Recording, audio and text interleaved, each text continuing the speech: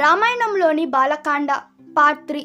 రామ లక్ష్మణ సహితుడై విశ్వామిత్రుడు సిద్ధ ఆశ్రమం చేరుకున్నాడు. అదే అతని యజ్ఞభూమి. రామ లక్ష్మణుడు వినయంగా చేతులు జోడించి గురువుగారిని యజ్ఞ దీక్షను స్వీకరించమని ప్రార్థించారు. మన్నించాడు మహర్షి. యజ్ఞ దీక్షితుడయ్యాడు. మరునాడే యజ్ఞం ప్రారంభమైంది.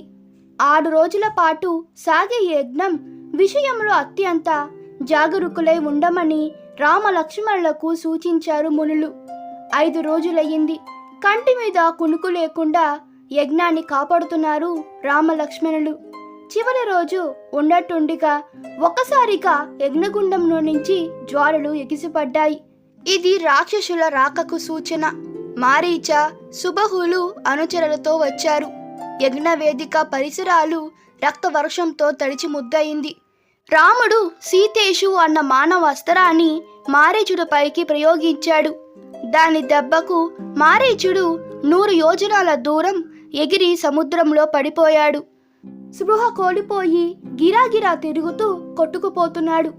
మరు నిమిషంలో ఆగ్నేయ అస్త్రంతో సుబహుని వస్త్రస్థలాన్ని ప్రక్కులా చేశాడు. వాయువ్య అస్త్రంతో మిగతా రాక్షసుల భారతం పట్టాడు. రాక్షస బాధ తొలగిపోయింది. యజ్ఞం నిర్విఘ్నంగా జరిగింది. విశ్వామిత్రుడు సంతోషించాడు. మరునాడు ఉదయమే రామ లక్ష్మణులు విశ్వామిత్రుని ఎదుట వినయంతో నిల్చున్నారు. ఇంకా ఏమి చేయాలో ఆజ్ఞాపించమన్నారు. విశ్వామిత్రుడు, ఓ రామ, మిథిల నగర ప్రభువు పరమ ధార్మికుడైన జనక మహారాజు ఒక యజ్ఞాన్ని సంకల్పించాడు. మనం అక్కడికి వెళదాం. అక్కడ అద్భుతమైన ఒక మహాధనుసు ఉంది. నీవు చూడవచ్చన్నాడు. సంసిద్ధులయ్యారు రామ లక్ష్మణులు. ముని అనుసరిస్తూ విధుల వైపుగా ముందుకు సాగుతున్నారు. అడుగులతో పాటు మాటలు సాగుతున్నాయి. రాముని కోరిక మేరకు తమ వంశపుట్ట పురోతాలను వివరించాడు విశ్వామిత్రుడు. ఆ రాత్రి సోనానది తీరంలో విశ్రమించారు. మరునాడు పవిత్ర గంగా నదిని దర్శించారు. స్నానాలను ఆచరించి విద్యుత్ ధర్మాలను నెరవేర్చారు. గంగా వృత్తాంతాన్ని వినగోరుతానని వినయంగా అడిగాడు రాముడు. వినిపించాడు విశ్వామిత్రుడు. పాతాళంలో బూడిద కుప్పలపై పడి ఉన్న తన పితృలైన సగరు పుత్రులకు ఉత్తమ గతులకు కల్పించడానికి సంకల్పించాడు భగీరథుడు. అందుకు ఒకటే మార్గం, సురగంగను వారి బూడిద కుప్పలపై ప్రవహింపజేయడం. కానీ ఆకాశంలోని గంగను పాతాళానికి దింపడం ఒక పట్టాన జరిగే పనేనా? ఆయన దృఢ సంకల్పానికి అసాధ్యమైనది లేదు. భగీరథుడు తీవ్రమైన తపస్సు చేశాడు. బ్రహ్మను, శివుణ్ణి మెప్పించాడు. ఎన్ని అడ్డంకులు ఎదురైనా సంకల్పం నుంచి పక్కకు తప్పుకోలేదు. గంగను పాతాళం దాకా తీసుకువెళ్లడంలో సఫల మనోరాధుడయ్యాడు. భగీరథుని వంశంలోనే వాడే రాముడు. గంగా వాతావరణాన్ని గురించి విశ్వామిత్రుడు రామునికి చెప్పాడు. మిథిల నగర సమీపానికి చేరుకున్నారు విశ్వామిత్ర, రామలక్ష్మణుడు. అక్కడ ఒక ఆశ్రమాన్ని చూశాడు రాముడు. అది పాతదైనా అందంగా ఉంది. కానీ జనసంచారమే లేదు. ఏమిటి చిత్రమని అడిగాడు రాముడు. అది గౌతమ మహర్షి ఆశ్రమని ఆ కథనంతా వివరించాడు విశ్వామిత్రుడు. మహా తపస్సు సంపన్నుడైన గౌతమ మహర్షి తన భార్య అయిన అహల్యతో ఈ ఆశ్రమంలో ఉండేవాడు. ఒకానొక సందర్భంలో అహల్య అపరాధం చేసిందని భావించి అగ్రహోత గురయ్యాడు గౌతముడు. 1000 సంవత్సరాలు అన్నపానాదులు లేక వాయువునే ఆహారంగా తీసుకుంటూ ఆ ఆశ్రమంలోనే బూడిదలో పడి ఉండమని ఆమెను శపించాడు. ఎవరికి కనబడకుండా ఉంటామన్నాడు. రాముని రాకతో శాప విముక్తి కలిగి నిజ రూపాన్ని పొందుతామన్నాడు. రామ, గౌతమ ఆశ్రమంలో కాలు మోపి అహల్యకు శాప విముక్తి కలిగించు అని విశ్వామిత్రుడు ఆజ్ఞాపించాడు. చుట్టూ బూడిద ఆవరించి ఉండి కఠోర దీక్షలో ఉన్న అహల్య పొగ కమ్ముకొన్న అగ్ని తేజస్సులా ఉంది. ఆ మహాత్మురాల్ని రాముడు చూశాడు. రాముని దర్శనంతో ఆమెకు శాప విముక్తి కలిగింది. అహల్య, గౌతములు రాముణ్ణి యథావిధంగా గౌరవించారు.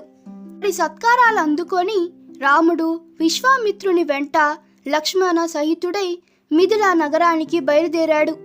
మిథిల నగరంలో ప్రభువైన జనక మహారాజు వీరిని సముచితంగా సమాదరించారు. మిథులలో అహల్య గౌతముల పెద్ద కుమారుడైన శతనందుడు రామ దర్శనం చేసుకున్నాడు. మహా తపస్యాలి అయిన విశ్వామిత్రుని అనుగ్రహం పొందగలడం చాలా విశేషమని రాముణ్ణి మెచ్చుకున్నాడు. విశ్వామిత్ర మహర్షి అసాధారణ శక్తి సామర్థ్యాలను వివరించాడు శతనందుడు. మరునాడు ప్రాంతం కాలంలో జనకుడు విశ్వామిత్ర రామ లక్ష్మణుడు ఆహ్వానించాడు.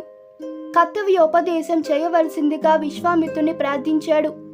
అప్పుడు ప్రత్యుత్తరమిస్తూ విశ్వామిత్రుడు, వీరు దశరథ మహారాజు కుమారులు.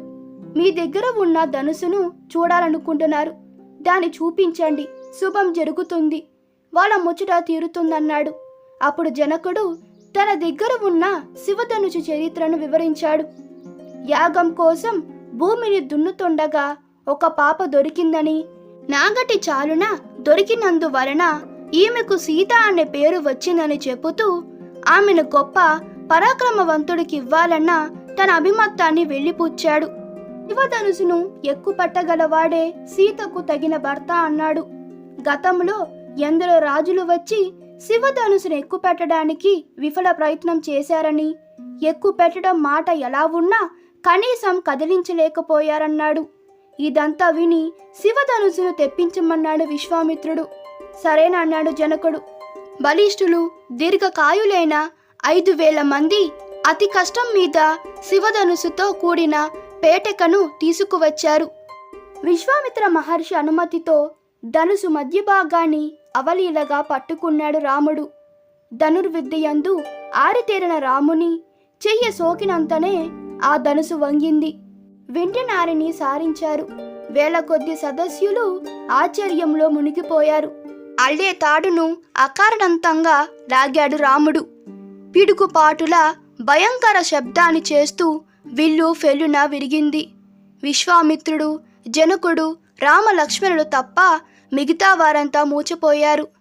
ఇచ్చిన మాట ప్రకారం జనకుడు సీతారాముల వివాహం జరపడానికి సంసిద్ధులయ్యాడు. దశరథ మహారాజుకు వర్తమానం పంపాడు. అయోధ్య నుంచి అందరూ తరలివచ్చారు. జనకుడు తన కుమార్తెలైన సీత, ఉర్మిళను రామ లక్ష్మణులకు, తన తమ్ముడు కుశధ్వజుని కుమార్తెలైన మాండవిని భరతునకు, శృతకీర్తిని శత్రుఘ్నునకు ఇచ్చి వివాహం జరిపించాడు. అంగరంగ వైభవంగా జరిగాయి కళ్యాణాలు. మరునాడు విశ్వామిత్ర మహర్షి కొత్త దంపతులను ఆశీర్వదించి దశరథ, జనక మహారాజులను వీడుకొని హిమాలయ పర్వతానికి వెళ్ళాడు. తరువాత బంధుమిత్ర సమేతంగా దశరథుడు అయోధ్యకు బయలుదేరాడు. ఈ వీడియో మీకు నచ్చినట్లయితే మీ అభిప్రాయాలు కామెంట్లో తెలపండి. మరిన్ని వీడియోస్ కోసం మా ఛానల్ని సబ్స్క్రైబ్ చేయండి. Thank you.